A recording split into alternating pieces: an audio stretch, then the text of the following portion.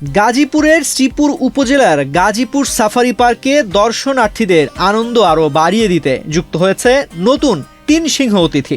পর্যটকদের বিনোদনে নতুন মাত্রা যোগ করতে সম্প্রতি কক্সবাজারের চকরিয়া দুলহাজারা সাফারি পার্ক থেকে 3টি সিংহ আনা হয়েছে। স্যান্ডেলিনা সো, রূপচর্চায় আভিজাত্য। সিংহগুলোকে গাজীপুর সাফারি পার্কে আনার পর নির্দিষ্ট প্রক্রিয়া শেষে অবমুক্ত করা হয়েছে। নতুন 3 সদস্যদের আগমনের খবর ছড়িয়ে পড়ার পর থেকেই পার্কে দর্শনার্থীদের ভিড় বেড়েছে।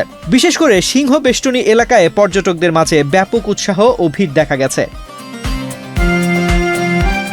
বর্তমানে এই পার্কে সিংহ ছাড়াও আফ্রিকান নীলগাই, ভাল্লুক, বিভিন্ন প্রজাতির হরিণ এবং গয়াল সহ অসংখ্য দেশি বিদেশি বন্যপ্রাণী রয়েছে। তবে নতুন আসা সিংহগুলো এখন আকর্ষণের কেন্দ্রবিন্দুতে পরিণত হয়েছে। ছুটিতে পার্কে আসা পর্যটকদের বিনোদনে নতুন মাত্রা যোগ করতে এই 3টি সিংহ আনা হয়েছে বলে জানান গাজীপুর সাফারি পার্কের বন্যপ্রাণী পরিদর্শক তারেক রহমান। পার্ক সংশ্লিষ্টরা মনে করছেন নতুন এই সিংহগুলো অবমুক্ত করার ফলে এবারের ছুটির দিনগুলোতে শ্রীপুরের এই পর্যটন কেন্দ্রটি আরও বেশি প্রাণবন্ত হয়ে উঠবে। তানজির রহমান, বাংলাদেশ প্রতিদিন।